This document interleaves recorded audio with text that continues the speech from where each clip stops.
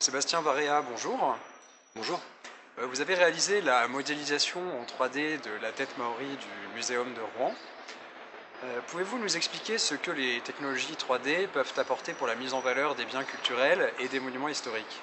Alors, les nouvelles technologies que nous utilisons au sein de notre société apportent une dimension nouvelle à l'étude du patrimoine et des données culturelles, puisqu'elles permettent de réaliser des copies numériques, des modèles 3 dimensions à l'exacte mesure, au dixième de millimètre près. Nous arrivons à faire des numérisations et des copies virtuelles. Ces copies virtuelles permettent une étude scientifique plus poussée qu'avant, car aujourd'hui il est possible de sectionner, couper, par exemple dans le cas de la tête maori, de réaliser des coupes et d'étudier les dimensions anthropologiques et anthropomorphiques de la tête maori, ce qui n'était avant pas possible pour diverses raisons. Une première raison technique, on ne va pas sectionner la tête maori à juste titre, et une deuxième raison qui nous permet aujourd'hui de réaliser virtuellement des études sur les tatouages, de réaliser des études sur les données anthropologiques et anthropomorphiques.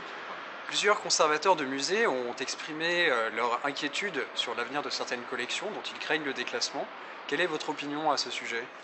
C'est une inquiétude qui est justifiée puisqu'aujourd'hui la tête maori est un bel exemple de restitution de collection qui mène à une nouvelle discussion autour de la présence physique des objets dans les musées. Euh, L'exemple de cette tête maori et je pense que Madame Catherine Morin-Desailly a fait, grâce à cette tête maori, un vrai exemple de ce qui peut se faire aujourd'hui technologiquement et de comment allier le scientifique et le culturel ensemble.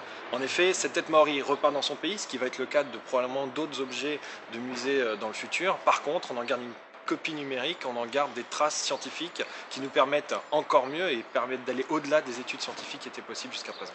Sébastien Varrea, je vous remercie d'avoir répondu à nos questions.